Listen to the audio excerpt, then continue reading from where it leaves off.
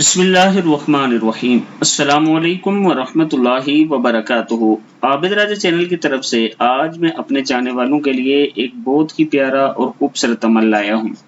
وہ لوگ جو کسی بیماری میں مبتلا ہیں، جنہیں پریشانی ہے، تکلیف ہے اور ان کا علاج نہیں ہو رہا، وہ سمجھتے ہیں کہ علاج کروا بھی چکے ہیں لیکن فائدہ کوئی نہیں ہو رہا، آج ان کے لیے ایک خوبصورت دعا میں لایا ہوں۔ یہ دعا ایسی ہے کہ اگر آپ یہ پڑھتے ہیں تو اللہ تعالیٰ کا خاص کرم ہوگا۔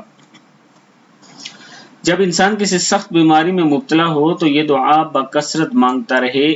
بسم اللہ الرحمن الرحیم۔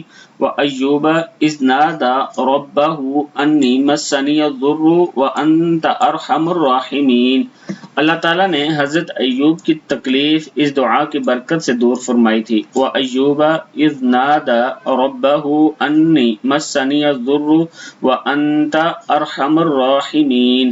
صدق اللہ العظیم۔